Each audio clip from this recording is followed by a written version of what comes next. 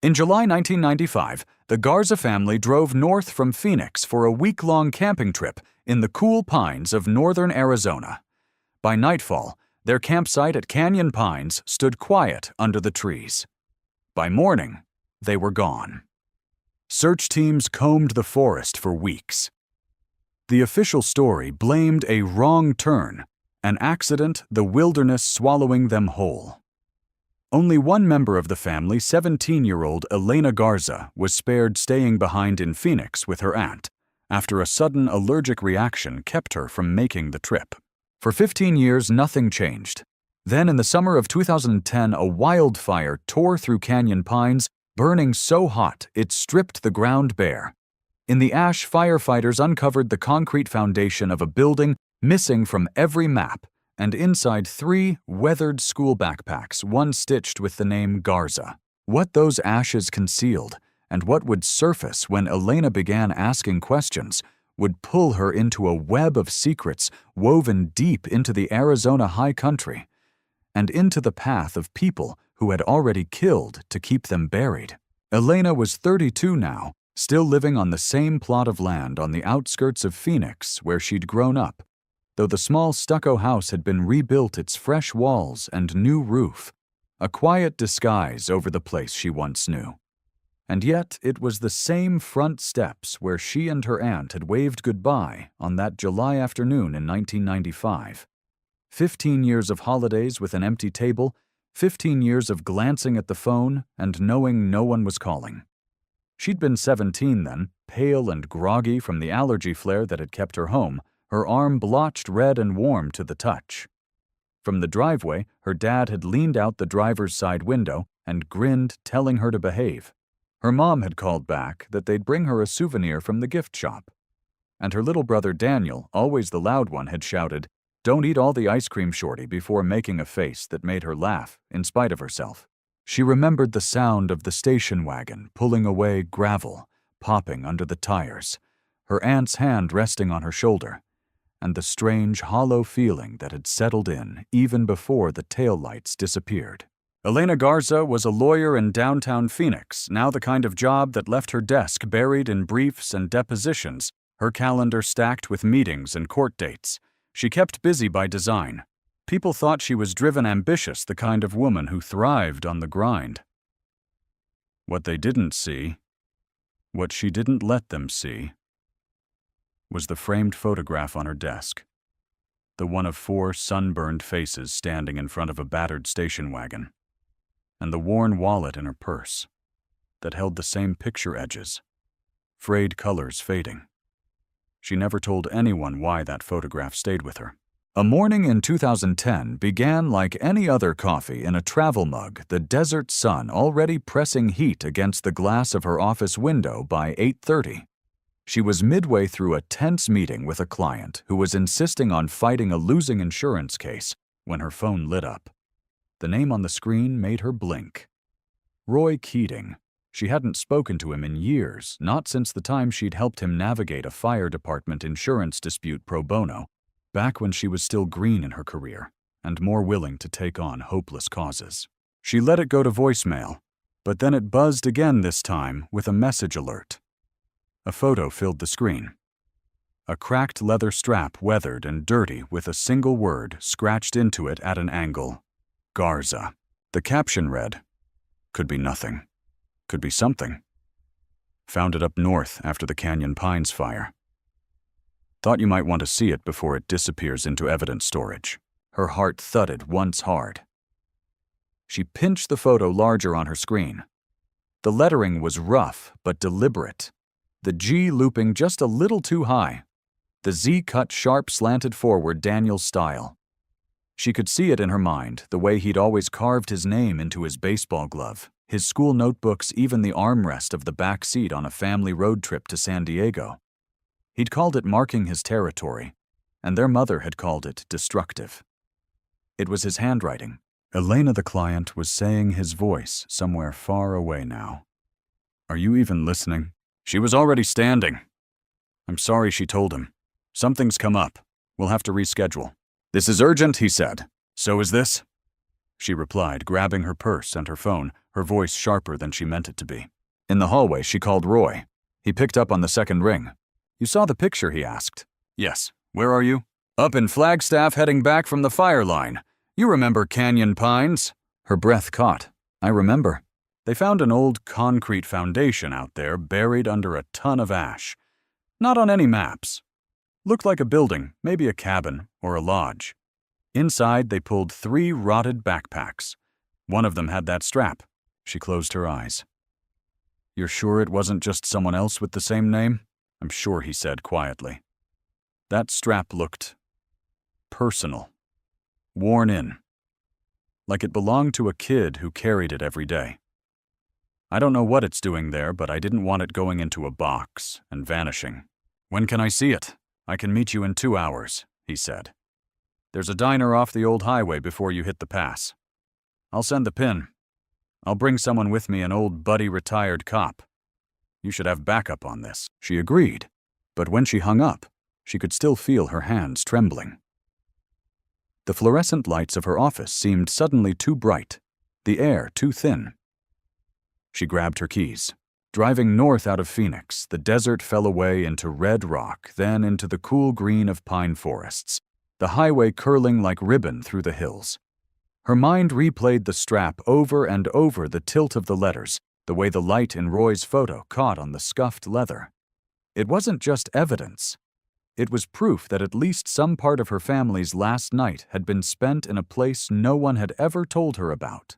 She remembered the early days after they disappeared, the search parties combing the forest, the dogs barking at shadows, the sheriff shaking his head and muttering about how easy it was to get lost out here. She remembered overhearing her aunt on the phone, her voice tight and low. "They say it was an accident, that they must have wandered off." But even at 17, Elena had known accidents didn't leave you with no footprints, no trace, no gear. The wildfire had burned through Canyon Pines like a torch, temperatures high enough to strip the topsoil and crack the ground. Whatever that building had been, the fire had unearthed it. And now she had one chance to see what was inside, before it was buried again, this time under paperwork and locked storage. The diner was 2 hours away. If she left now, she could make it before Roy. She glanced at her gas gauge. Half a tank. Good enough. She pressed her foot down harder on the accelerator. In the rearview mirror, she could see the photograph propped against the dashboard, the one from all those years ago. Her mother's hair caught by the wind, her father's arm around Daniel, her youngest brother leaning half out of frame, grinning. She'd kept that photo with her for so long, it had become more than a memory. It was an anchor, and now maybe a map. She didn't know yet what she was walking into. But she knew one thing with absolute clarity. That strap hadn't survived 15 years in a forgotten building by chance. Someone had put it there. And if she could find out who, she might finally know what had happened in those woods the night the Garzas vanished. Elena drove 4 straight hours from Phoenix, leaving the streaks of city lights behind her. By the time she reached Winslow, the sky was pitch black with a thin knife-edge crescent moon hanging above a cloudless horizon. She turned onto a narrow road leading to the Canyon Pines Volunteer Fire Department, a squat one-story brick building with a faded wooden sign. Under the sickly yellow glow of the exterior lamp, the single fire engine sat motionless as if asleep. Roy was waiting on the front steps, his shoulders wrapped in a jacket that still smelled faintly of wildfire smoke. He stood when she stepped out of her car, his face lined from days of non-stop firefighting. "Thanks for coming so quickly," he said in his low voice, motioning for her to follow him inside. The interior was plain, a long wooden table cluttered with helmets and water bottles. In the corner sat another man, his hair pure white, a worn denim jacket hanging loosely over his frame. "This is Frank," Roy said. "Used to be deputy sheriff of the county. Back in '95, he was assigned to your family's case." Frank shook her hand. His grip calloused his eyes, holding hers a beat longer than politeness required. "I've been wanting to meet you for a long time," he said, not as a courtesy, but like he was picking up a conversation cut short years ago. Roy reached under the table and pulled out a clear evidence bag. Inside was a charred scrap of nylon fabric faintly printed with the words, "Hunter's Lodge." "We found this not far from the concrete foundation." "That place? It's not on any official map. No building permit, no tax record. Officially, it doesn't exist." He paused, lowering his voice. "But a few people still remember it. A hunting lodge. Shut down in the mid-'80s, at least on paper." Frank opened a thin file folder, the pages yellowed with age. Inside were blurred photographs, tree trunks marked with faded yellow stripes, corroded shell casings, and an old, twisted animal trap. I found these when I investigated. There were also drag marks in the dirt leading toward the foundation. I put it all in my report. My superiors tore it up. Said your family got lost and it was an accident. I know it wasn't. 3 other disappearances before yours, 83, 87, 91. All small groups or families out camping. Elena's gaze locked on the nylon scrap, the printed letters smudged, but still legible. In her mind, a cold rush of memory. Her father and 2 younger brothers around a campfire, Miguel, giggling as he teased her for sneezing her mother, reminding her to take her pills. She blinked hard to push the image away, to push the... Roy went on. "We only found the place because the fire burned so deep, it ate the topsoil. Normally, no one would ever see that concrete. The items we found have been sent to the evidence storage, but if you're going to do anything, you'd better do it fast. They don't always stay there for long." He didn't finish the sentence, but Elena caught the meaning evidence could disappear. Frank leaned back in his chair, studying her. "If someone kept that foundation hidden for 30 years, they won't let it come out without a fight. Be careful." In '96, I got a few threatening phone calls, then got transferred to a desk job. He tilted his head toward the window. "You see that black pickup across the street? It's been there since before you arrived." Elena glanced over. Sure enough, a black pickup sat in the shadow's headlights off, parked at an angle. Her heartbeat quickened, but she kept her face neutral. Roy shrugged. "They want you to know they're watching." The room went quiet, except for the lazy creak of the ceiling fan and the faint scent of burnt forest drifting in. Elena mentally catalogued every detail: the fabric scrap, the painted tree, marks, the trap, Frank's testimony. All of it pointed to the same place and the same people. She stood shaking hands with both men. "Thank you. I'll be careful." Roy asked. "What's your next move? I'll think it through tonight." She replied. Frank added, "If you need it, I still have a hand-drawn map to get you there. Not official, but accurate." When she stepped outside, the black pickup was gone. The street was silent, lit only by the jaundiced street lamps and the hum of summer insects. She drove back to her home. That night, she sat at the kitchen table, a cup of tea cooling between her hands. Through the window, the forest loomed dark around the town. Everything Roy and Frank had said churned in her head: the unregistered concrete slab Hunter's Lodge, the 3 other disappearances, and the backpack strap etched with Miguel's unmistakable slanted handwriting, too exact to be coincidence. She thought back to that evening 15 years ago, standing at the door as her family left. Miguel grinning, calling out, "This time, without you nagging, we're going to win the word game." Her father honking the horn twice, her mother blowing a kiss. She had stood there clutching a tissue for her allergy, not knowing it was the last time she'd see them. Elena took a sip of cold tea. She knew she wouldn't sleep. Somewhere out there, the truth was still waiting, and someone was still willing to do anything to keep it buried. But now at least she had a place to start. The next morning, before the sun had fully pierced the thin veil of fog, Elena drove her silver sedan back to Canyon Pines. The night before, after her conversation with Roy and the retired cop, she'd barely slept. The fragments, the concrete foundation missing from all maps, the scrap of fabric with the Hunter's Lodge logo, and the stories of buried missing persons cases replayed over and over in her head, like a cassette stuck on rewind. She parked in a dirt pull-off near the burned forest, deliberately away from the road to avoid attention. The morning mist clung to the windshield in a pale, milky film. She wore heavy jeans, a canvas jacket, rubber gloves, carried a flashlight, a digital camera, and an old canvas satchel for anything she might recover. The burned forest was nothing but blackened trunks, now some still upright, but stripped of leaves like charred poles. The scent of ash had faded, but still lingered faintly the deeper she walked, mixed with the acrid memory of long burned timber. The concrete foundation emerged in a small clearing, no larger than a single room. She crouched, inspecting the edges. Rusted nail heads dotted the surface in an even line. When she touched them, flakes crumbled away, exposing the corroded core. In the north corner, a thick iron post jutted up, cut clean across its surface, showing the faint grind marks of a power tool. It was too small for a structural beam, short solid, and at just the right height for a tether. She had seen posts like this before in dog training yards, where leashes were clipped to keep animals in place. A few steps away, the soil had been exposed by the fire's heat.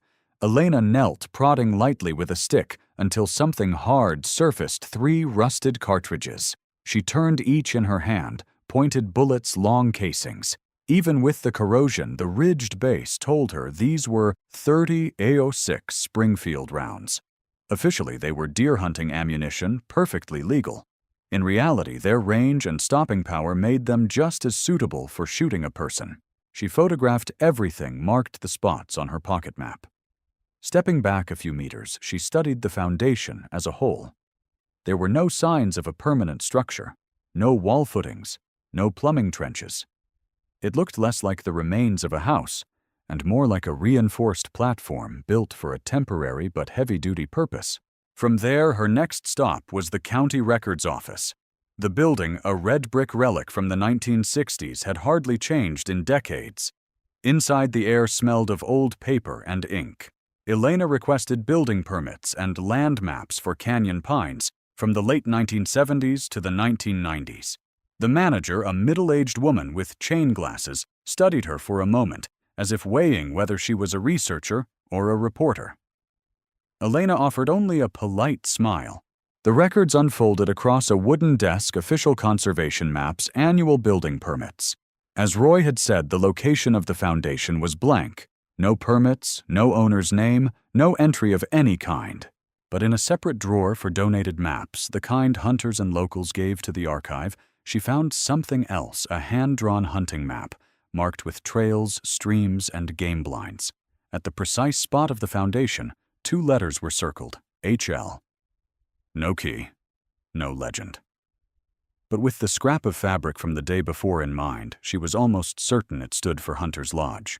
Leaving the records office, Elena drove to a weathered wooden house about 4 miles south of Canyon Pines.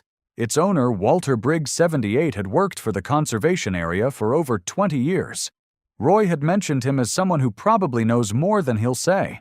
Walter greeted her on the porch, tall and wiry, his white hair untamed, wearing a buttoned shirt with the wrong buttons matched. The inside of the house smelled of pine wood and tobacco. When Elena asked about Hunter's Lodge, his brows pinched, and he went quiet for a moment, pouring coffee before speaking. Back in the day, he began slowly, I used to see floodlights sweeping through the forest in the fall. Not once or twice every year. And the dogs, barking like mad. And the screams. They weren't deer, they weren't bears, they were people, weren't...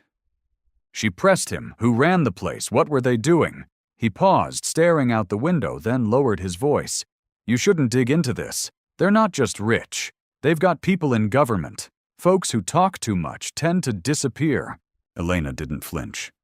I lost my whole family here. If you know something, I'm going to find it. Dangerous or not. Walter only shook his head, saying nothing more. But as he walked her to the door, he slipped a folded scrap of paper into her hand, an address for an abandoned ranch near the county line. Sometimes there are trucks parked there, he said almost in a whisper. That night back home, Elena laid out all the photographs, maps, and notes on her table. She pinned them into a rough diagram: the concrete foundation, the Hunter's Lodge fabric scrap, the tether post, the .30-06 rounds, the hunting map with the HL mark, the story of floodlights and human screams. Slowly, the picture sharpened. Hunter's Lodge wasn't a random ruin. It was the hub of an organized kidnapping and hunting operation. But one piece was still missing: who owned the land, and why had every record of it been wiped from public files? Before bed, she picked up the family photograph again, her fingertips brushing over her younger brother's face. 15 years ago, he'd teased her for being too sick to join the trip. Now that allergic reaction was the only reason she was alive, and the reason she wouldn't stop. The photographs were still damp from the cold air when Elena spread them across her kitchen table that night. Each glossy square reflected a different piece of the burnt forest she'd walked that morning: the rusted nails half swallowed by concrete, the corroded iron post jutting like a broken tooth, the dull glint of a spent .30-06 cartridge. She kept returning to that post. The way it leaned ever so slightly, the ring of darkened soil around its base. She'd seen posts like that before twice in her life. Once on her uncle's ranch where the hounds were kept. Once in a memory she had tried for years to bury.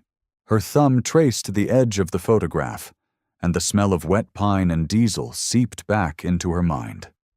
Suddenly, she was 17 again, crouched by her bedroom window in the Garza house. Outside, white beams from truck-mounted spotlights swung back and forth through the trees, slicing through the night like slow hunting blades. Somewhere deeper in the woods, dogs bayed their voices echoing off the canyon walls. Over the chorus came something else, short, panicked cries, muffled, then cut off by the flat crack of a rifle. She'd told herself for years it was deer season. But deer didn't scream like that. The past bled into the present, in fragments. In September 1995, the club was at its peak, a private fraternity of wealthy merchants, a handful of state officials, and the landowners who controlled the tracts around Canyon Pines. Their season ran from the first chill of fall to the first snow, September through November. The hunts were not whispered myths. In certain circles, they were an invitation-only sport. Human prey was brought in from wherever they could be taken, locked in the hunter's lodge until nightfall, then released into the woods with a head start measured in minutes. The club's hounds ran in pairs, their handlers carrying rifles chambered in .30-06 legal for deer, more than enough for people. Her own family had been one of their rarities, a complete set. Father, mother, and 2 sons kept together as a special run for a weekend event. Only Elena's sudden, near-fatal allergic reaction had kept her home. She had been told the others vanished without trace. That had been the official truth. Her phone buzzed against the table, snapping her back.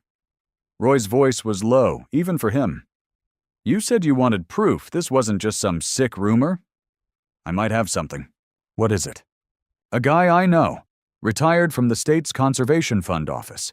Kept copies of donor records from the late 80s and 90s, said some names didn't sit right with him. The box is sitting in an old print shop he rents for storage. Told me you can come by in the morning." Elena's eyes flicked to the wall clock. It was just past 9. "I'll go tonight. Be careful. He thinks someone's been sniffing around already." While she gathered her camera and notepad again, far from Canyon Pines in a different time zone, crystal tumblers clinked in a private dining room. The men and women seated there, dressed in tailored suits and pearls, had long stopped calling themselves a club. To the public, they were developers, lobbyists, foundation chairs. But the network had never dissolved. One leaned in toward the others, murmuring about a woman poking around the old lodge site, while another laughed softly about an upcoming training weekend near the Arizona-Mexico line. Their voices were calm, almost bored. To them, it wasn't a crime. It was continuity. The print shop sat at the end of a service road, its windows papered over from the inside. Elena parked 2 blocks away and walked the rest. The air smelled faintly of ink and old cardboard. Inside, the retired clerk, thin jittery, led her between leaning stacks of boxed ledgers. "I shouldn't even have these," he muttered, setting down a heavy carton on a workbench. They destroyed most of the originals. The records were deceptively dull, typed donor lists, amounts in neat columns. But patterns emerged fast. landowners whose names matched parcels adjoining Canyon Pines, business magnates from Phoenix and Santa Fe, and sprinkled among them the unmistakable signatures of state legislators from the 90s men who'd championed wildlife preservation bills while funding something else entirely. Next to several entries, penciled initials appeared HL. Hunter's Lodge.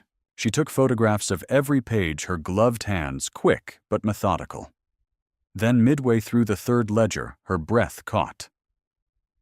The name was written in an almost arrogant slant. She'd seen it twice in the last year, on glossy brochures for an extreme adventure company that operated out of the borderlands. The man behind it had built his fortune selling select experience hunting trips to an elite clientele. She had thought him just another thrill tour profiteer. Now she knew better. The building's outer door slammed. Heavy footsteps echoed in the front room. The clerk's eyes went wide. "You need to go? Now." Elena slid her camera into her jacket, tucked the ledger back into the stack, and slipped toward the rear exit. Outside, she circled wide before reaching her car, glancing once over her shoulder at a dark SUV idling near the shop. Back home past midnight, she tacked printouts of the donor names onto her growing wall of evidence. Lines of red string began to connect the Hunter's Lodge to state politics, to borderland properties, to that single name that now burned in her mind. She didn't have the final piece, not yet. But she knew where to find it, and finding it would mean stepping into the same kind of ground her family had been driven into 25 years ago. She sat for a long time in the quiet, her hand resting on the worn photograph of her brothers. Outside, a truck passed on the road, its headlights flaring through her curtains. For an instant, they looked like search beams sweeping the dark. The next morning, Elena had one goal: to find the real coordinates. Not a hunch, not a rumor, a point on a map precise enough to drive straight to. Her first stop was the county land records office. The low-ceilinged room smelled of old paper. A sluggish printer hummed under the flicker of fluorescent tubes. Elena requested the full parcel maps and ownership records for the southern edge of Canyon Pines, stretching down toward the county border. Ms. Diaz, the clerk, opened one metal drawer after another, spreading out brittle survey sheets alongside a grainy GIS display on an old CRT monitor. Here, Ms. Diaz tapped her pen on a shaded, unmarked block. In the early 90s, a few parcels were transferred to a private conservation fund, Canyon Heritage Foundation. Then in 2001, they moved part of it to an anonymous trust. After that, blank. She shrugged. Technically, if any structures were ever built, there should be old permits. But our files show nothing. Elena jotted notes requesting photocopies of every deed transfer. "Has anyone contacted this foundation recently?" she asked. "No. And the listed phone number's been disconnected." She moved on to the registrar's office, hoping old mortgage filings might lead to a bank name. Instead, she found a chain of P.O. boxes in Phoenix and Tucson, with legal representation hired through cutouts. Every lead felt like it had been clipped on purpose. By noon, she was at the town library feeding microfilm reels through a reader and scanning local papers from the 90s and 2000s. Buried in the classifieds was a tiny ad: Southwest Tactical Experience Rapid Survival Course Night Training. Contact P.O. Box. Douglas A.Z. Her eyes caught on the last two words. She photographed it but refused to conclude anything from a single P.O. box. That afternoon, she drove nearly an hour to a mailbox UPS store on the outskirts where the box number from the old ad had been registered. The young clerk glanced at his list, closed in 2012. Renter was Gray Spur Outfitters, LLC. Elena asked for past invoices. He shook his head. Policy.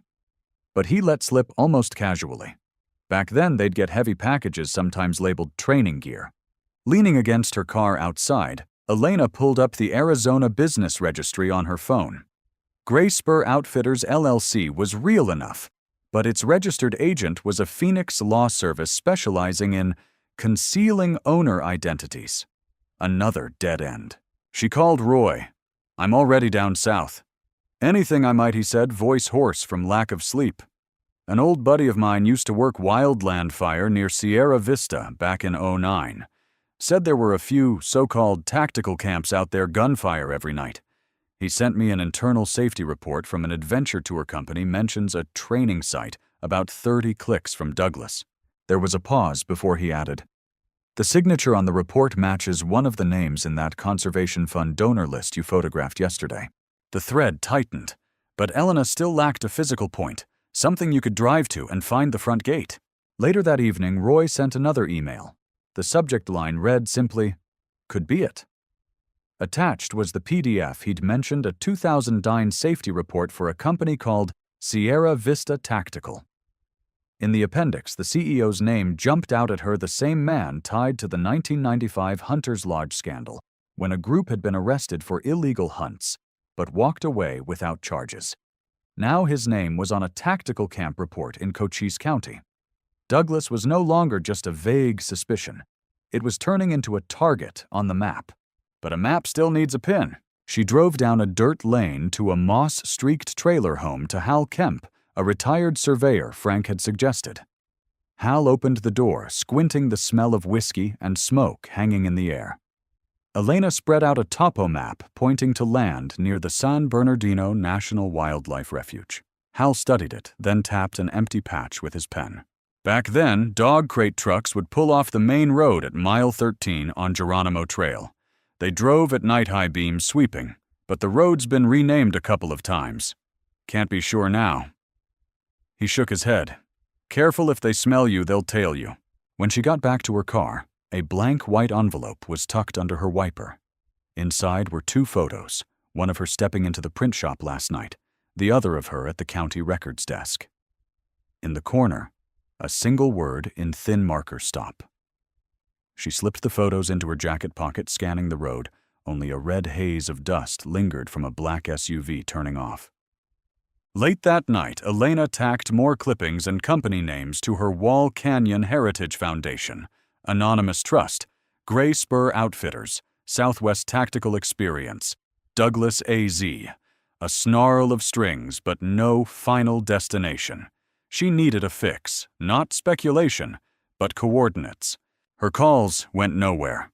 The freelance border reporter she'd reached out to earlier texted back, "Don't get involved. People disappear there all the time." Another contact apologized, "If you've got images, the feds will listen. Words alone, worth nothing."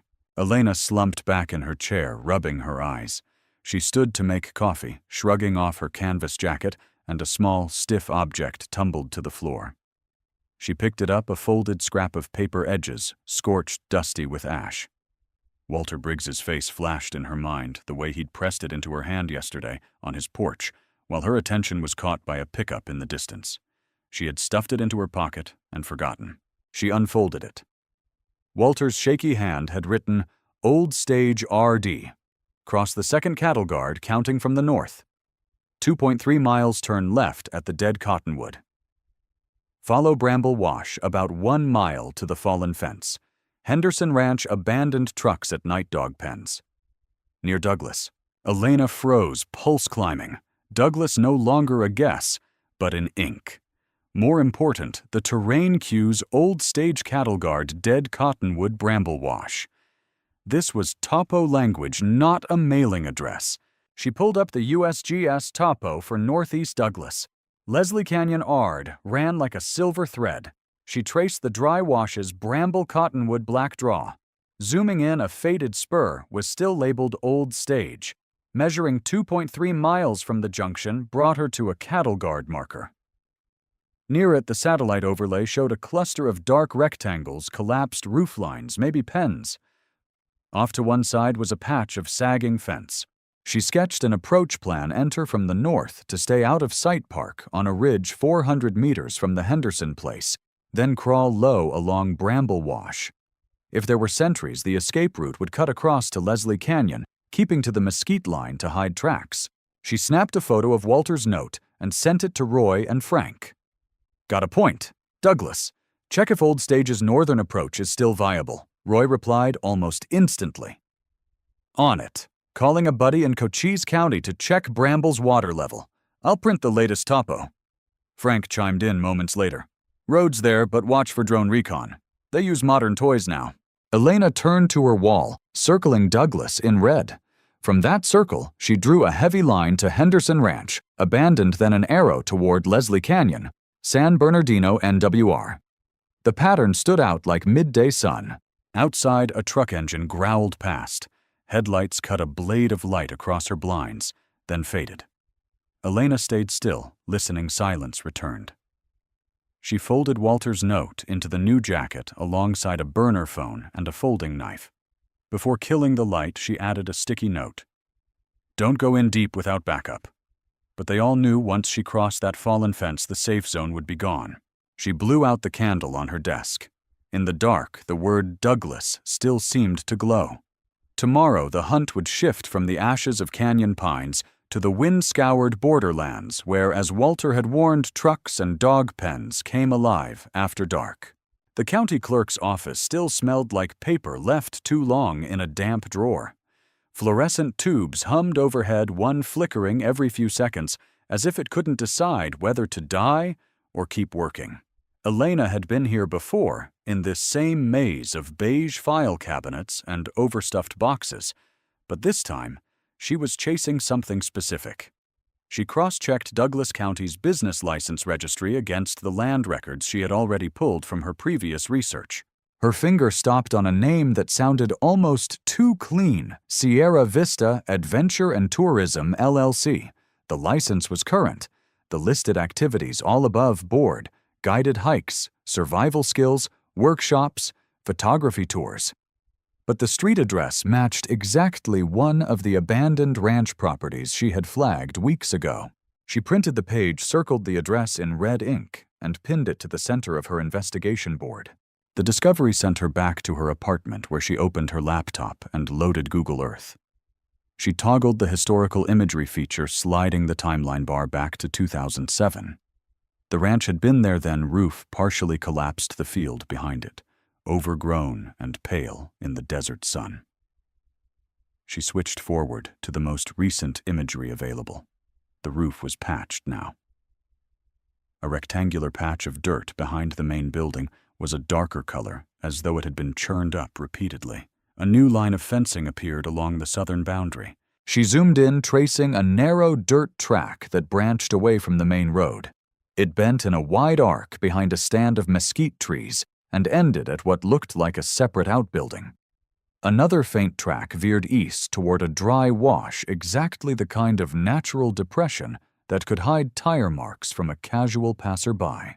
Elena took screenshots, printed them, and spread them on her table. With a black marker, she marked main gate likely chained, secondary path possible night use for vehicles, main house outbuilding, and a stretch of bare dirt that could be a training yard. She even taped a copy of a USGS topo map beside them, circling low ridges and gullies where someone could conceal themselves. Satisfied with the physical layout, she picked up her phone and called a freelance journalist she knew who worked the Borderlands beat.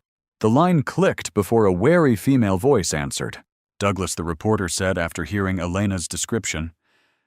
"Dangerous, but there's talk about VIP tours out there. Special clients, special rules." "What kind of rules?" The answer came after a pause. "Trucks waved through without searches. Nights where they cut the lights for training, you won't see a headlamp or a porch bulb for miles. If you're planning to walk in there, you better know which night they're somewhere else." Elena thanked her, then made 2 more calls, one to Roy, the other to Frank, the retired cop who'd helped her with local contacts before. "If I go alone, is it suicide?" she asked. Roy hesitated before answering. "Not suicide, if you prepare." Frank didn't hesitate. "I'd still call it stupid." They both offered to go with her. She declined. "If you're there, they'll be on guard. Sometimes a woman walking in alone, even if they suspect she's a cop or an investigative reporter, doesn't trigger the same alarm. With some men, it triggers something else. They'll joke. Underestimate. That's what I want." Frank's frown deepened, but he said nothing. Roy exhaled hard. "Then you'd better be ready for it." They spent the next hour in what could only be called a fieldcraft crash course.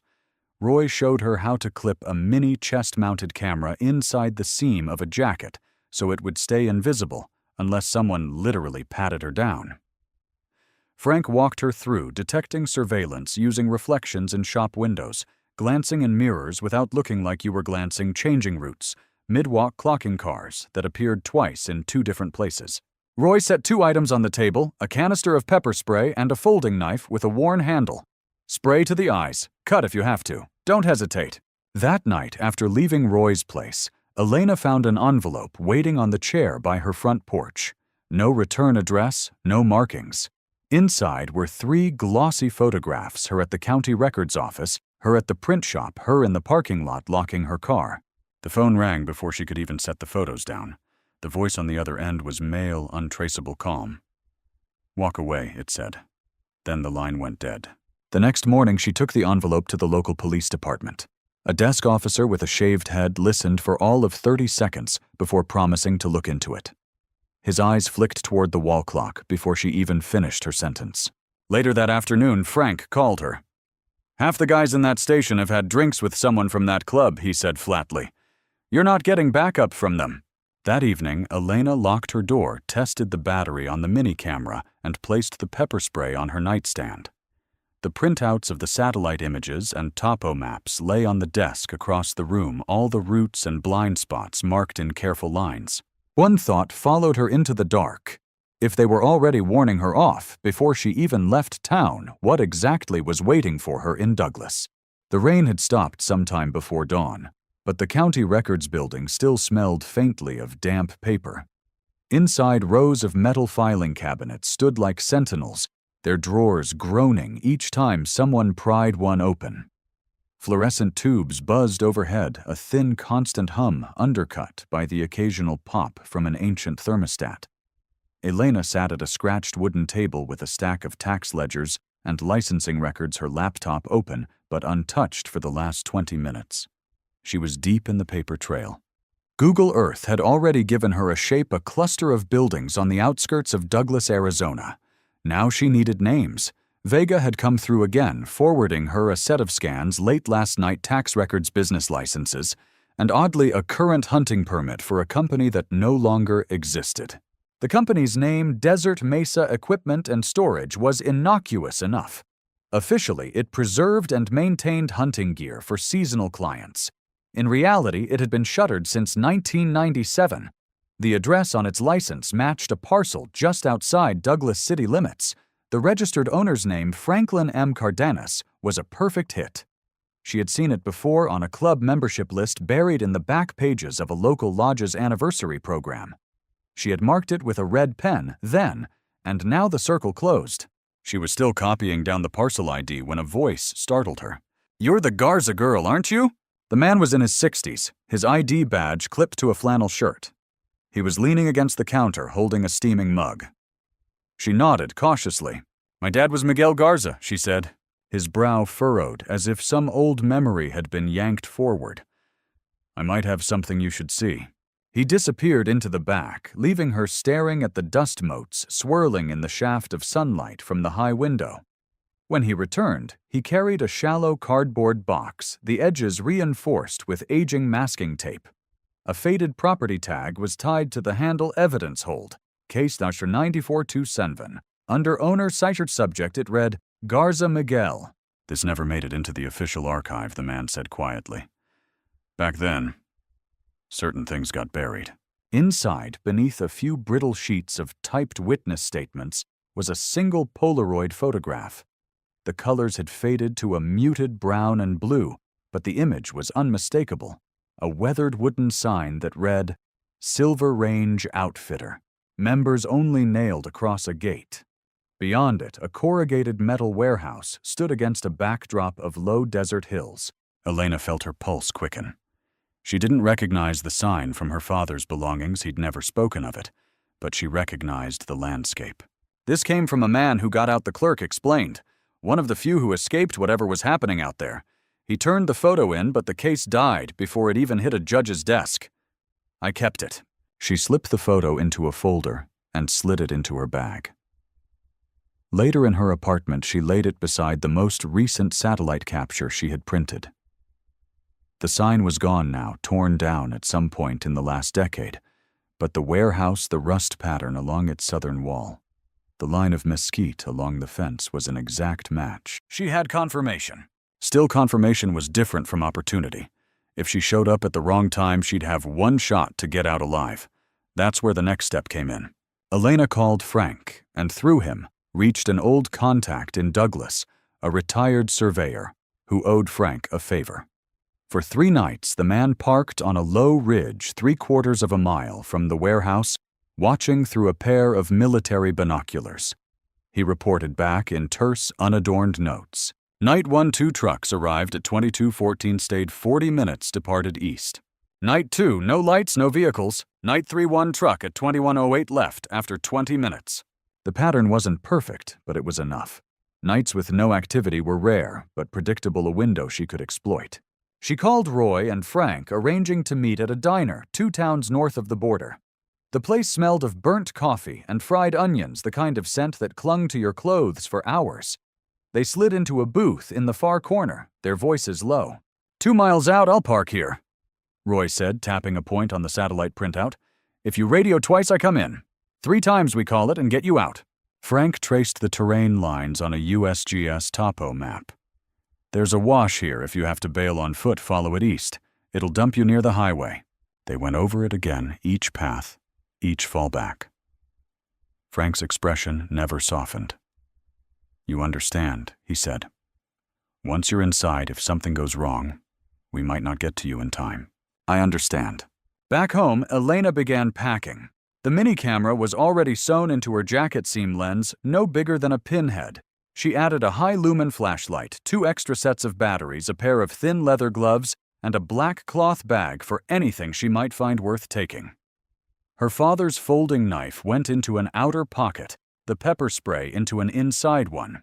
She packed them in the order she'd reach for them, rehearsing the motions in her head until it felt automatic.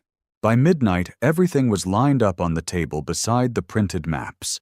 The Polaroid sat at the center, the warped edges curling up slightly, as if resisting the flat surface. She stared at it for a long time, the details blurring until all she could see was the gate.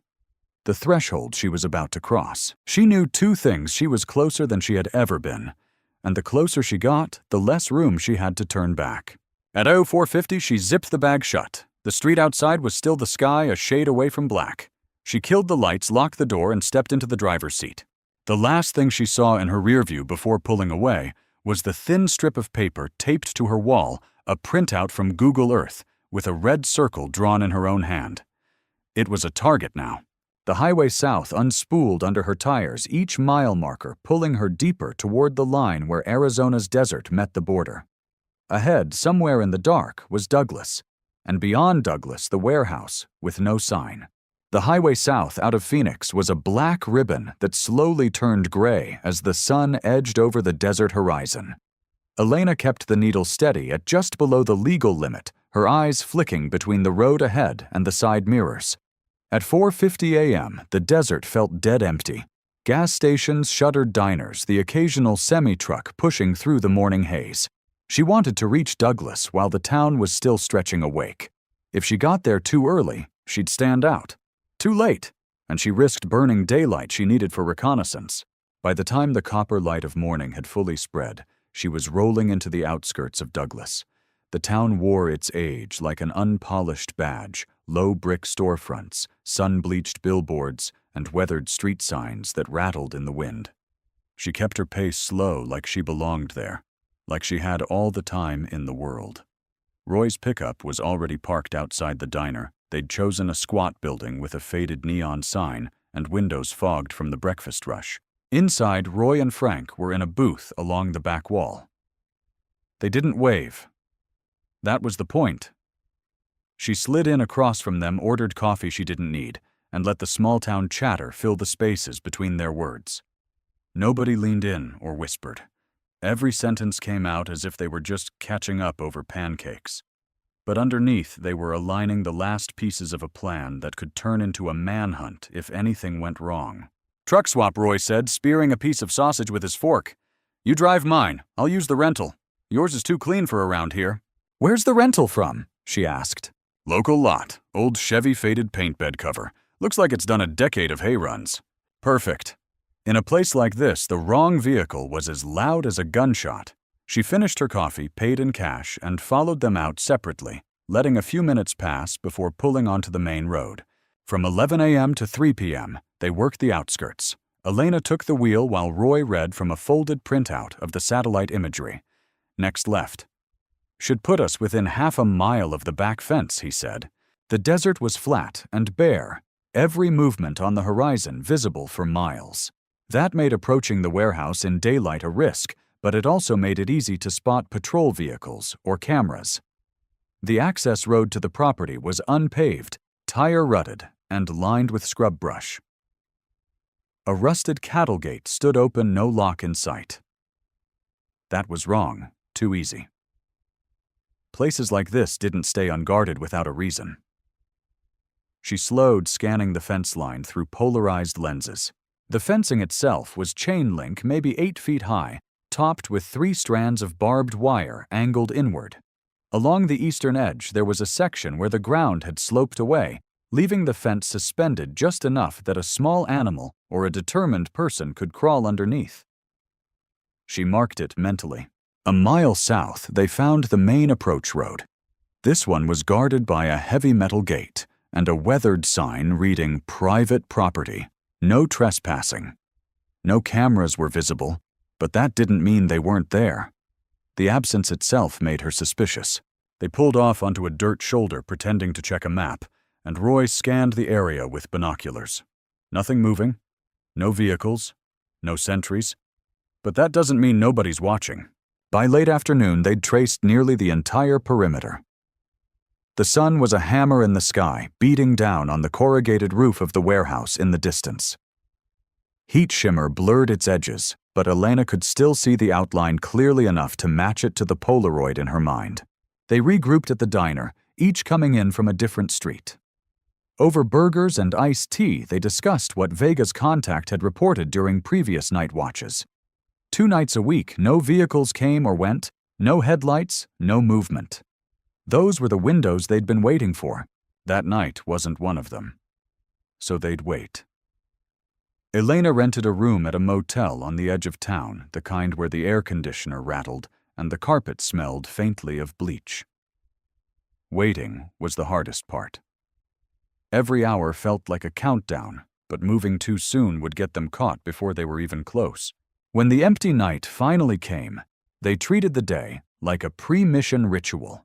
Elena slept from morning until late afternoon, her gear already laid out in precise order: flashlight gloves, backup batteries, compact camera, empty dark cloth evidence bag, folding knife.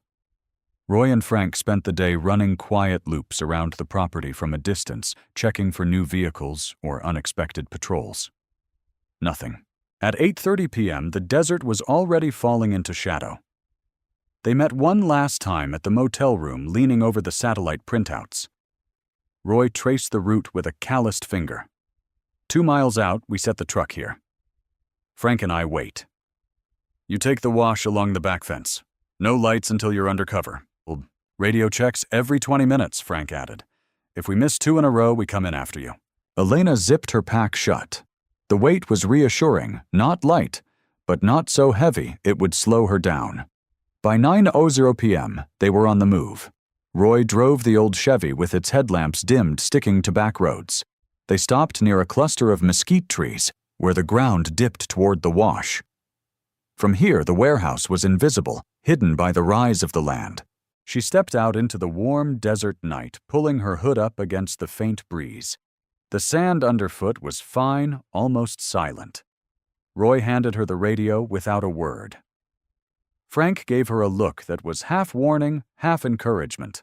She moved down into the wash, the dry riverbed swallowing her into its shadow. The scent of creosote bush hung in the air, mixing with the metallic tang of dust. Up ahead, the back fence rose against the star-punched sky. She slowed, listening. Nothing. No dogs, no engines, no human voices. At the far corner, the fence dipped where the ground had eroded. The gap was small, but workable. She crouched, sliding the pack through first, then flattening herself to follow. The cold bite of the chain link scraped her jacket, but she was through in seconds. The warehouse wasn't just a building. It was a shape that didn't belong in the desert. a long, squat block of corrugated steel that seemed to absorb the starlight rather than reflect it. Its roofline sagged in the middle as if the years had been pulling it down inch by inch. The paint, once a sun-beaten industrial red, had faded into the dull color of dried blood, with long streaks of rust running like veins down the walls. It sat on a flat stretch of hard-packed earth, cleared of vegetation, making any approach in daylight suicidal.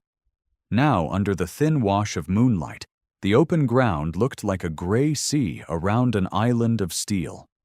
The front side, the one that faced the main road, had a set of wide rolling doors big enough for trucks, but that was the obvious entry point. And obvious meant watched. Elena kept low, letting the shadow of the utility shed cover her as she studied the building. A single sodium floodlight buzzed near the front, throwing a cone of pale orange onto the gravel. Moths spun in tight circles around it, their wings making faint papery clicks. There were no human silhouettes moving in that light, no sound of footsteps. Still, she didn't trust the quiet. On the western wall, about halfway along, she spotted a narrow personnel door, steel no window. A small overhang jutted above it, the kind that might hide a security camera. She squinted, scanning the shadows, and there it was, a faint glassy glint just under the lip of the awning. Noted.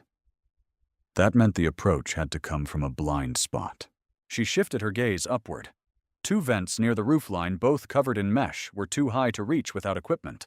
At ground level, there was no sign of a window, probably intentional. Whoever used this place didn't want anyone seeing in. To the east, the back corner of the warehouse met a line of stacked shipping pallets, weathered to a silver gray. That was the first thing that looked promising. The pallets were close enough to the wall to offer partial cover, and the ground there was slightly lower, forming a shallow trough.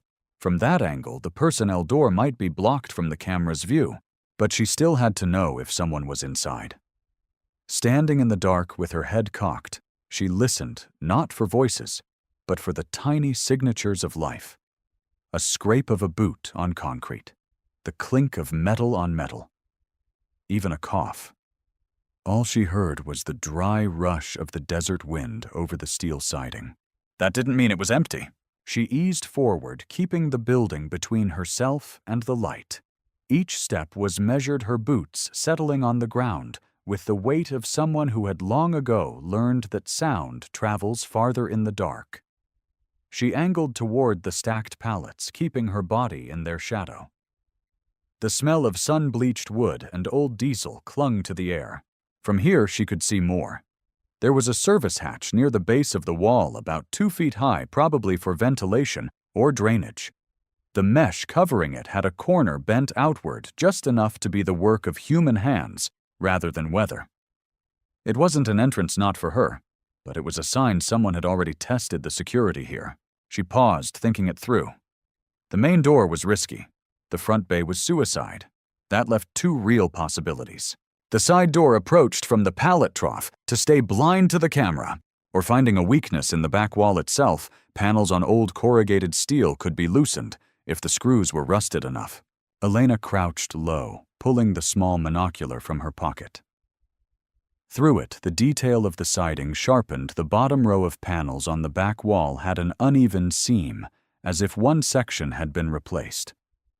Replacement panels meant different bolts, and different bolts meant a chance. She circled farther east, moving in a slow, arcing path to keep clear of any direct sightline from the front. The earth here was littered with scraps of wire, broken nails, a rusted-out oil drum. Every few steps she stopped, listened, and then moved again. When she finally reached the back wall, she pressed herself against the cool metal and crouched in the deeper shadow. Here there were no cameras, no lights, just the blank steel skin of the warehouse. Up close, she could see where the bolts on one sheet had corroded to a dull greenish black. The heads looked soft, weather-eaten. With the right leverage, one might pop. Her hand hovered over the pack. This was the moment where instinct had to meet reason. If she went for the wall, she could be inside without touching a locked door. but the noise of loosening a panel could carry. The side door was faster, but that camera. She took another long breath, forcing herself to map the risks. The wind was picking up, rattling the siding. That was good, it would mask small sounds. The pallets provided a fallback if she had to retreat, and the terrain here meant Roy and Frank could get to her in minutes if things went wrong. Decision made, she slid the pack from her shoulders and knelt by the rusted seam fingertips brushing the cold steel. The warehouse loomed over her like a sleeping animal, and somewhere inside it, the truth waited. The panel came away with a slow, reluctant groan, just enough for her to slip inside. Elena pushed her pack through first, then followed her boots, landing on the dusty concrete floor with barely a sound. She froze, letting the dark swallow her until her eyes adjusted. The air was cool and stale, heavy with the smell of oxidized metal old oil, and something sharper like bleach that had long since dried into the pores of the floor. The space directly ahead was vast, the kind of open expanse that makes your own breathing sound too loud. Rows of pallet racks loomed in the dimness, their skeletal frames stacked with crates, barrels, and tarp-covered shapes that turned into hulking silhouettes under the weak glow of a few distant lamps. The ceiling was lost in shadow, except for the occasional glint where moonlight leaked through a seam in the corrugated steel. She kept low shoulder brushing the wall as she moved. The first rule in a space like this was to never silhouette yourself in open ground. Every dozen steps she stopped listening, not just for footsteps, but for the micro sounds that told you weren't alone. A chair shifting, a boot scuffing, the faint hum of an electric ballast somewhere in the rafters. Nothing yet. Her eyes adjusted enough to pick out the front of the warehouse far beyond the maze of racks. The big rolling bay doors were locked from the inside, their lower edges glinting with the chain that kept them shut. To the left, she caught the dull orange smear of the sodium light outside bleeding in through a high vent. No movement in that spill of color. Good. She eased deeper in letting the aisles between pallet racks dictate her path. The metal under her fingertips was cold, gritty with dust. Some of the crates were stamped with shipping codes, but others were unmarked, just dull plywood nailed shut. More than once she had to stop and lean into the shadow of a column while a chain clinked somewhere above the sound of a loose fixture shifting in the wind. About 40 feet in the geometry of the place began to change. The central floor opened into a wide service lane, the kind forklifts would use to move heavy loads. At the far end of that lane, a small structure jutted out from the wall, steel-framed with grimy windows that glinted faintly. An office, or maybe a control room. The light inside was dead, but she gave it a wide berth anyway. An office meant visibility. It also meant records, but that was a problem for later. The smell of dust thickened as she moved east. Somewhere ahead, a stack of wooden pallets formed a makeshift wall, and beyond them she saw the faint suggestion of a door, narrow metal flush with the wall. Her memory flicked to the Polaroid, the grainy image of the wooden sign, its carved letters dark with age. Silver Range Outfitter, members only. In the photo, the sign had hung above a door, just like this, but from the outside. Now the frame was bare, a faint halo of cleaner paint, marking where the wood had been. Her pulse shifted from steady to sharp. This was it. Or close enough to it that she couldn't turn away. The approach wasn't straightforward. Between her and that door lay an open section of floor lit just enough by a spill from a high-cracked window to make her visible if anyone happened to glance this way. She stayed in the shadows of the pallet stack, scanning for another route. On the far side near the northeast corner, she caught sight of an older section of racking, most of it empty. The beams sagged under the weight of neglect, but it offered cover. She could snake through there and come out closer to the wall. She dropped into a crouch and moved, counting each step, placing each boot exactly where her eyes told her the concrete was clean of debris. Twice she froze eyes on the mezzanine above an open steel grid that ran along the north wall, accessible by a single staircase. If there was anyone here, that was the vantage point they'd take. But the mezzanine was a hollow shadow, no shape moving against the dim light from above. Near the racking, she paused again. The metal smelled faintly of diesel and dry wood. She slid sideways between two upright beams, letting the bulk of the structure hide her from the open floor. The space narrowed until she had to angle her shoulders, her jacket rasping softly against rust. She emerged just 20 feet from the target door, now partly screened by a low stack of drums. Up close, the door looked even more utilitarian. Brushed steel gone dull with fingerprints and scuffs, the handle wrapped in black tape. Above it, the two screw holes where the sign had once hung were still visible, tiny moons in the metal. She touched them, without thinking, fingertips finding the slight ridge of oxidized steel. This was the exact place from the photograph. No mistake. She crouched low, ear-angled toward the seam of the door. The other side was silent. Not the muffled white noise of an occupied room, but the heavy, cotton-thick stillness of a space that hadn't been disturbed in days. She slid her hand into her pack, pulling out the compact camera already set to record, and the folding pry tool. The door's lock was basic, a heavy-duty latch, but old, the kind you could talk into cooperation if you knew how. Before she touched it, she looked once more over her shoulder, retracing every line of sight. The drums gave her cover from the main floor. The racking blocked her from the office. The mezzanine was still empty. And in the far distance, the faint throb of the sodium light's ballast was the only sound. She worked the latch slowly, the way you test ice before stepping onto it.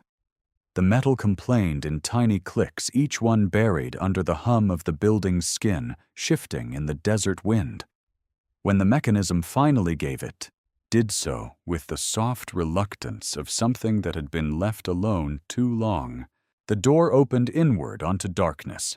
She slipped inside, pulling it closed behind her until it clicked shut, the sound muffled in the stale air. The smell changed instantly, less dust, more of old varnish and cedar. She lifted the camera, its faint red recording light blinking in the dark, and took a slow sweep of the room. Shelving units lined the walls, stacked with ledgers, cardboard boxes, and tins of rusted hardware. In the center, under a tarp, the color of dried moss, stood something tall and rectangular. She peeled the tarp back just enough to see the edge of carved wood. The letters were there, faded but legible, Silver Range Outfitter. Members only. Her throat tightened. Not with sentiment, but with the quiet electric realization that she had just stepped into the spine of the thing she'd been chasing for months. The proof wasn't just here. It had been here all along, waiting behind a locked door in a forgotten corner of the desert. She let the tarp fall back into place, already knowing she couldn't linger. Whatever else this room held would have to wait for the next move. For now, she slipped back to the door, ear to the seam, listening once more before stepping out into the dim aisles of the warehouse. The building hadn't changed, still too still, still breathing its slow metallic breath. And somewhere outside, beyond the steel walls, the desert night kept its own watch. The door shut with a soft click, and Elena turned the lock until she felt the bolt slide into place. A breath she hadn't realized she was holding escaped in a thin, steady exhale.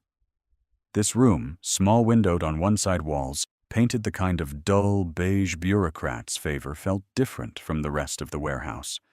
The air was cooler, drier, with the faint smell of old varnish and paper. She pressed her ear to the door. Silence except for the hollow throb of her own pulse. Against the far wall, a row of filing cabinets sagged under the weight of dust. Each drawer had a strip of yellowing label tape, some typed, some hand-scrawled in blocky capitals. Licenses? Records. Archive 1990-1999. She tugged one open. It resisted before giving way with a metallic groan. Inside were folders thick with paper, their edges curled with age. Names, addresses, hunting permits, lists of equipment shipments, rifles, ammunition, even tranquilizer darts. She thumbed through until she found something stranger, a manila envelope marked simply, "Confidential." Inside were photographs, dozens of them showing men in pressed suits and women in evening dresses, champagne flutes in hand. The backdrop was unmistakable, the wide lobby of this very building, though the walls were cleaner, then the lighting warmer.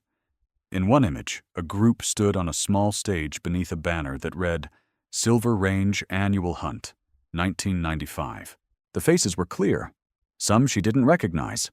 Others, she'd seen in news clippings Vega had sent her retired politicians' business owners a sheriff from a neighboring county.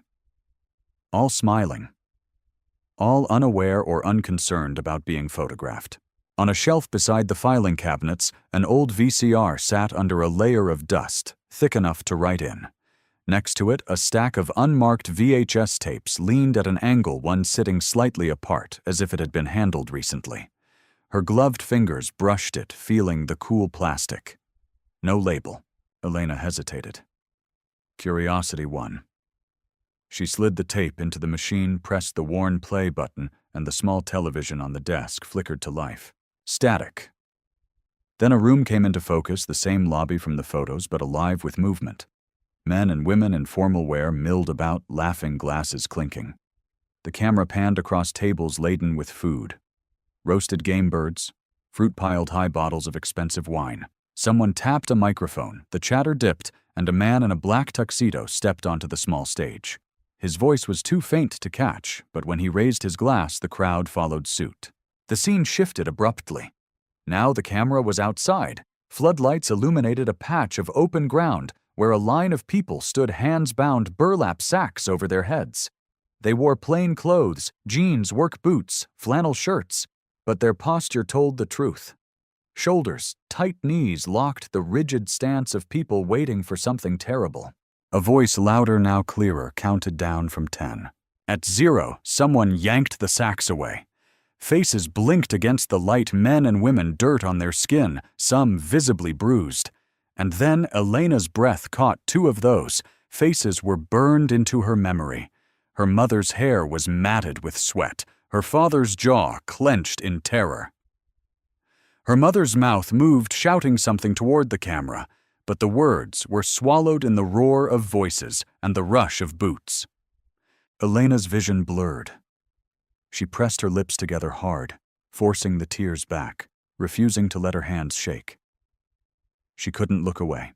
The rope binding their wrists was cut, and a man shouted, 5 minutes. The captives scattered, sprinting toward the darkness beyond the floodlight's reach. The camera shifted again. Back to the crowd in the lobby, but now they were different. Gone were the dresses and tuxedos. In their place, dark hunting gear, boots, gloves, and masks, grotesque animal faces of leather and painted wood, some snarling, some grinning. Each person held a rifle. They filed out into the night, the camera following from behind. A man in a wolf mask slung his weapon casually over one shoulder, laughing at something the man beside him said. The sound of boots on gravel grew fainter as the hunters disappeared into the dark. A scream ripped through the speakers, distant but sharp enough to make her flinch. The camera swung toward the source, catching a blur of movement between scrub and rock. A figure stumbled, then fell. The hunters fanned out, closing in. Then, bang, bang, 2 shots in quick succession. The body jerked once and went still. Her hand flew to the eject button. The tape slid out with a mechanical sigh, and she shoved it into her pack, along with the photos and a handful of the most damning documents she could grab. Her breathing was fast, now shallow. She zipped the pack halfway, when, thud. It came from the hallway outside. Her eyes snapped to the door. Another thud, louder this time, followed by a man's voice, too muffled to make out the words, but the tone was sharp, angry. Then the handle rattled. She froze, every muscle locked. The bolt held, but the rattling grew more violent. A second voice joined the first, this one barking something short. She scanned the room, no second exit except the window. It was narrow-framed high on the wall, but the latch looked simple. She crossed the room in 3 strides, shoved it open. Cool desert air rushed in, carrying the faint smell of dust and engine oil. Behind her, the pounding on the door intensified. Wood splintered. Another thud, louder. A man's voice. Open the door, little pig, sharp, angry. Then the handle rattled. She scanned the room. No door but the window. It was narrow-framed, high on the wall. She shoved it open and froze. The drop was farther than she'd hoped, 5, maybe 7 meters straight down onto a patch of packed dirt and scattered gravel. Her legs tensed. Behind her, the pounding grew violent. Wood splintered. She slung the pack over her shoulder, gripped the sill, and hauled herself up. The rough frame scraped her forearms as she twisted sideways to fit through. Her boot caught for a split second, then she was outside, landing in a crouch on the hard-packed dirt. She pushed off. The air punched past her ears before she slammed into the ground, her knees buckling, the shock ripping up her legs and into her spine. She stayed low, sucking in the sharp taste of dust, willing the sting in her joints to fade. From somewhere above, a shout cut through the night. Then in the distance, a heavy whoomp floodlight snapping on. Harsh white beams swept across the dirt lot. The hunting ground was awake. The tires spat gravel as Roy swung the truck onto the 2-lane highway heading north. The desert night swallowed them, a black expanse broken only by the twin beams ahead. Elena sat in the passenger seat, her pack clutched tight against her knees, every bump in the road jarring the VHS tapes and photographs inside. Frank was in the back seat, leaning forward between them, his eyes flicking from the road ahead to the side mirrors. No one spoke for the first few miles. Then the radio old CB set built into the dash crackled to life. Eastbound, repeat eastbound. Silver pickup, 2 males, 1 female. Secure and recover. Far away in a very different kind of room, a phone rang once, twice before a man's voice answered low and clipped. They have it, the caller said. No greeting, no preamble. A pause. The man at the desk, silver hair, combed back tie, still perfect at this late hour, slowly set down his glass of scotch. Who? The girl. The one from Canyon Pines. And she's not alone. 2 men older, locals. The glass clicked softly against the table as he leaned back. Around him, the room was all polished wood and leather chairs, the air heavy with the smell of cigar smoke. In one corner, a hunting trophy antlers wide as a man's outstretched arms cast long shadows in the lamplight. How much he asked. They took photos, files, and a tape. That last word seemed to land like a stone dropped into deep water. The man's jaw tightened. He reached for the phone on his desk, not the one that had rung, but an older, heavier model with a rotary dial, and began spinning numbers with slow, deliberate clicks. Back in the truck, Elena shifted, feeling the weight of the pack against her leg. She imagined the contents like a live thing, fragile, dangerous humming, with the power to end people. Any chance they didn't see the camera? Frank asked, eyes still on the dark ahead. No, Roy said flatly. They saw it. Another voice crackled faintly in Elena's head, the muffled shouts at the members' room door, the pounding. Whoever had been out there, they would have seen the open drawer, the missing tape. She pictured them finding the bent latch on the window, looking out into the night, too late. In the office, the man with the silver hair got his answer on the other line. Yes, a voice said on the receiver, deep and oily. I understand. I'll make the calls. Your problem will be resolved. But you understand the stakes. That footage. If it surfaces, the silver-haired man interrupted, it's not just me. Your name, the senator's name, the judge, we all burn. There was a long exhale on the other end. Then we make sure it doesn't surface. He hung up without saying goodbye. In a high-rise 2 states away, another phone began to ring. The silver-haired man leaned against the window, looking out at the city lights far below each one, a pinprick in a dark ocean. When the ringing stopped, his voice was lower now, almost calm. Shut it down, he said. Roadblocks patrols the whole thing. I don't care what it looks like. If they reach Tucson, we lose. On the road, Elena felt the first vibration of her phone against her leg. She pulled it out, saw an unknown number, and without thinking, slid it back into her pocket. No one she wanted to hear from would be calling now.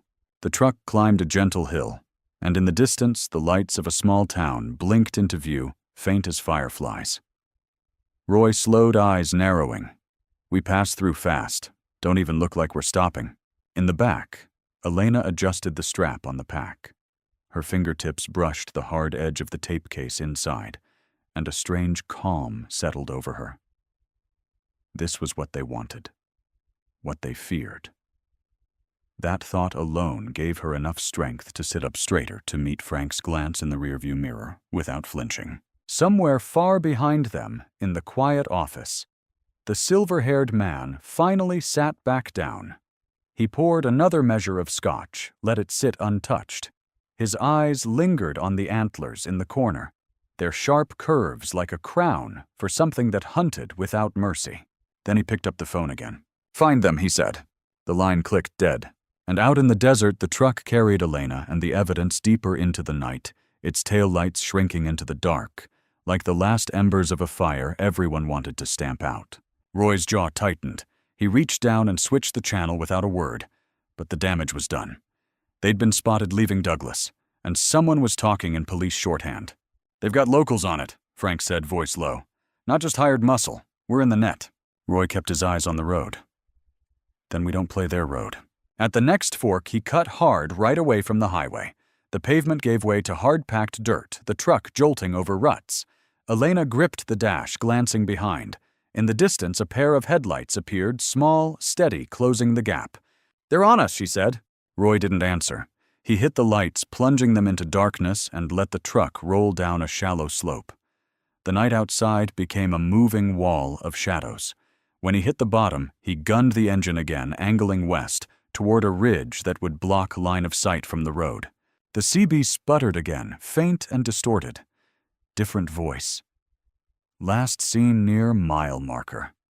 Switch to channel 3. "They're tracking each other on open bands," Frank muttered. "We can use that." How, Elena asked. "By hearing where they'll be before they get there."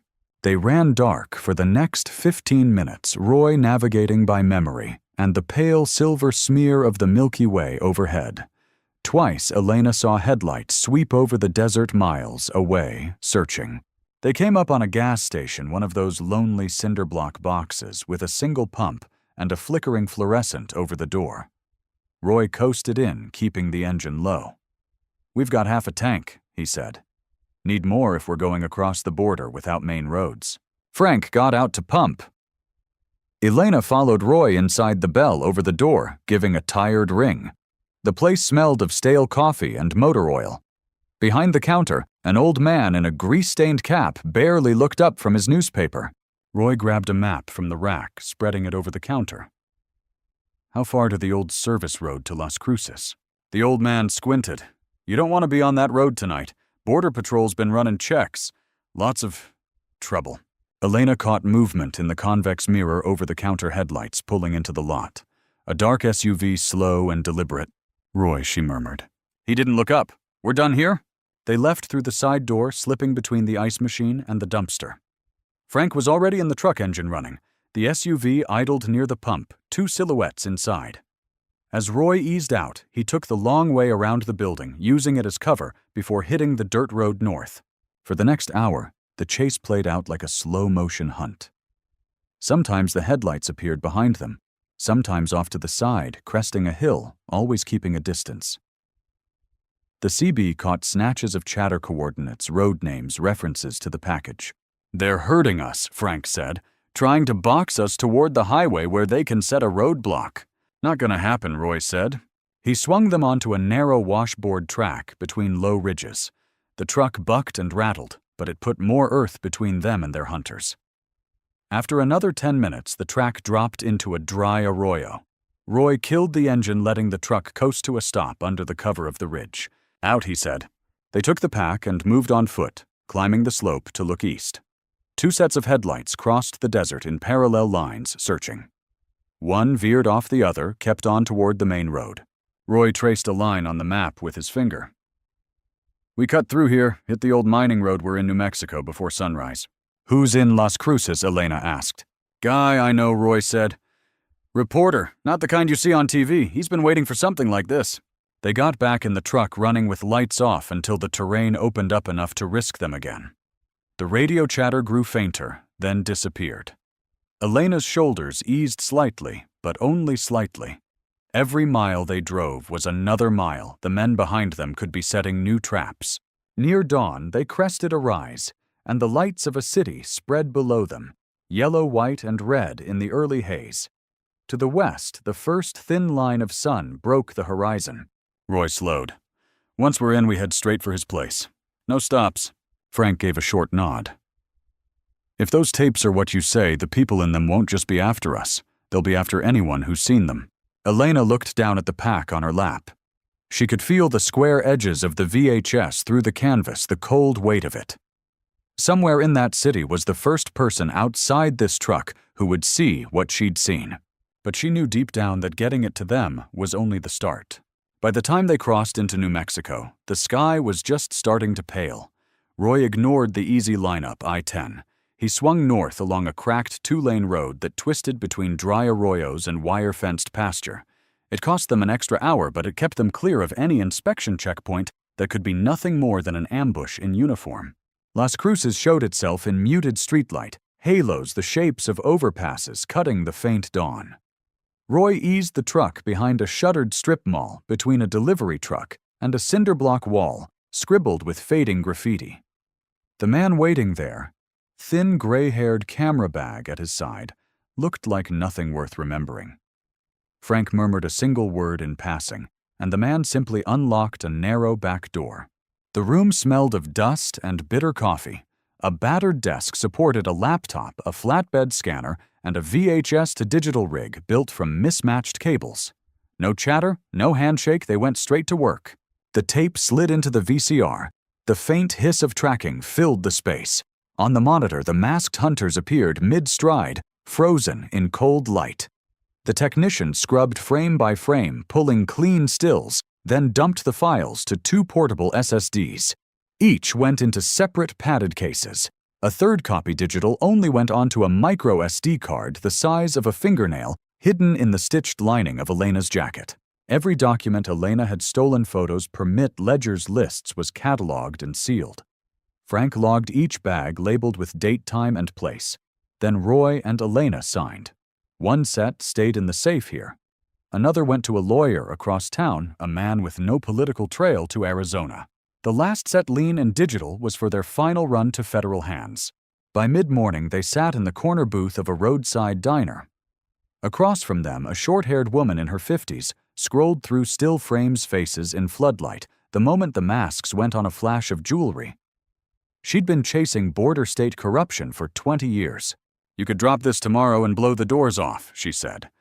"But if you want cuffs and courtrooms, you hold the strongest cards until the feds can hit them all at once." That was Frank's cue. He stepped outside to call a contact at the U.S. Attorney's Office for New Mexico. An hour later, they were in the squat, window-tinted Las Cruces FBI resident agency. The agent inside didn't reach for the originals. Instead, he asked where they were stored. "You don't want all of it here," the agent said, voice low. "Not if there's a leak on our side. Give me enough to open warrants. Keep the rest split until we're ready to serve." Elena felt the press of the micro SD against her ribs, not mistrust insurance. If one building burned, the case would still stand.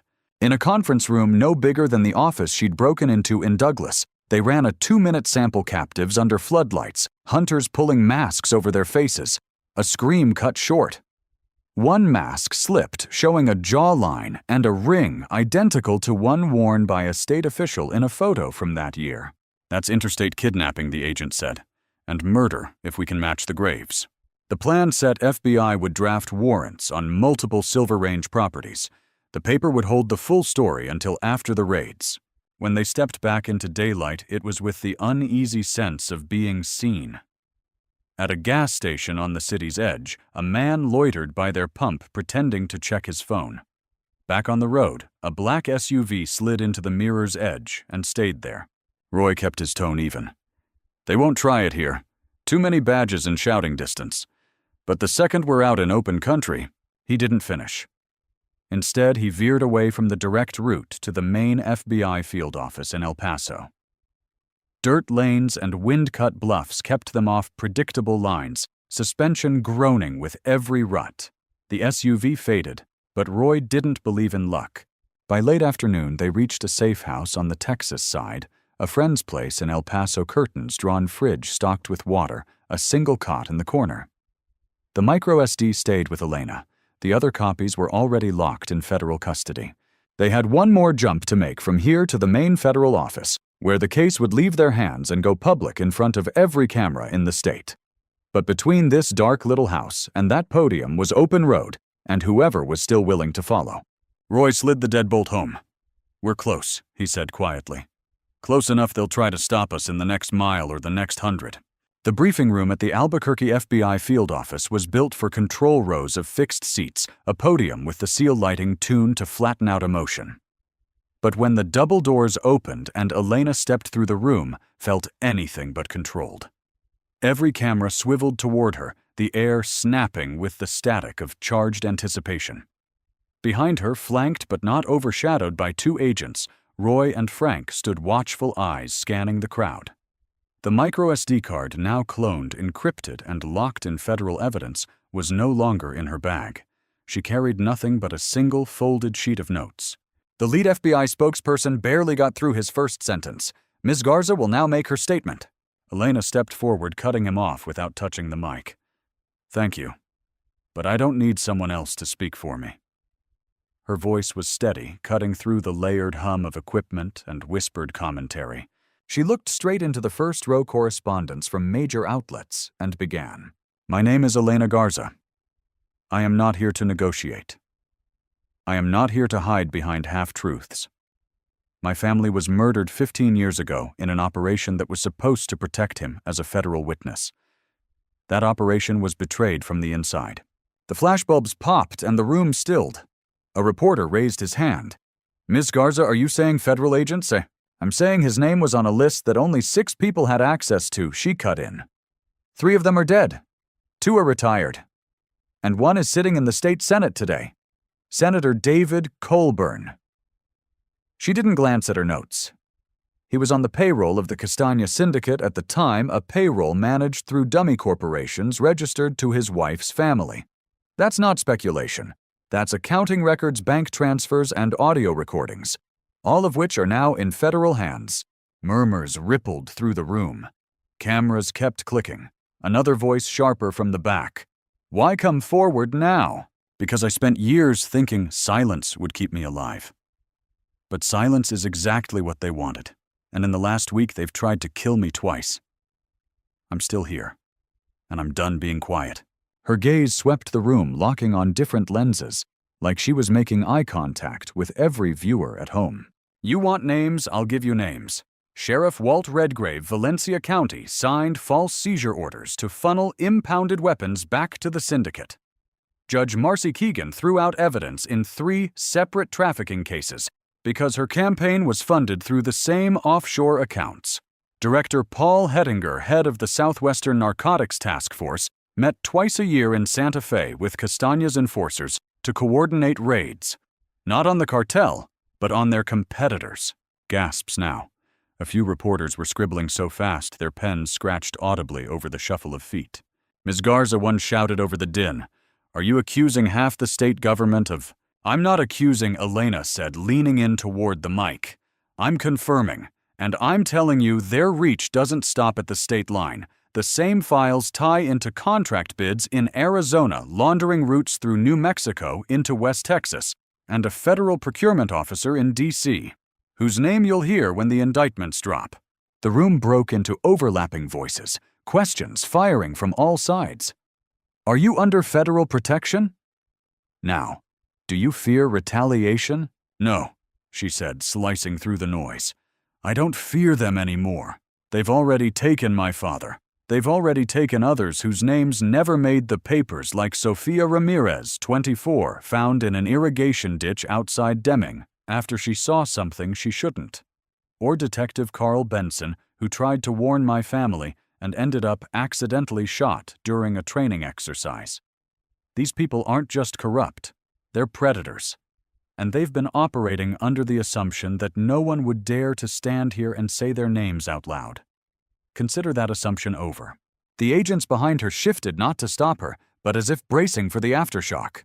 A quieter voice from a young female journalist in the second row, Miss Garza. "What do you want to happen next?" Elena's shoulders straightened. "I want transparency. I want trials in open court. I want the families of victims to know exactly who signed the orders, who pocketed the cash, and who pulled the trigger. And I want every person who spent years telling themselves they're just following orders to know that excuse won't save you anymore." She paused just long enough for the silence to feel heavy. "Everything I've given the FBI is duplicated, encrypted, and set to release automatically if I disappear. If you're on that list, you don't get to sleep well tonight. And if you think killing me will bury this, remember I'm not the only one holding the key." For a moment, no one moved. Even the camera shutters seemed to hesitate. Then the room erupted, reporters shouting, shoving forward the whine of boom mics tilting toward her. Elena stepped back from the podium, not to retreat, but to make it clear she had said everything she intended to. Roy and Frank closed in, guiding her toward the side exit. The lights seemed brighter, hotter as the door swung open. Behind her, the noise swelled, the sound of a narrative breaking open after years of being locked shut. Outside, the sun was sharp over the asphalt. Inside, her words were already racing through the wires, into headlines, into living rooms. The names were out. The silence was broken. And for the first time in years, Elena Garza walked away without looking over her shoulder.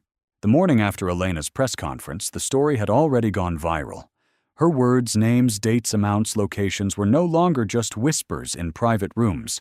They were splashed across every major news network, plastered on front pages from New York to Los Angeles. In Washington, men in suits scrambled behind closed doors. In border towns, phones rang in the middle of the night. By noon, federal warrants had been signed.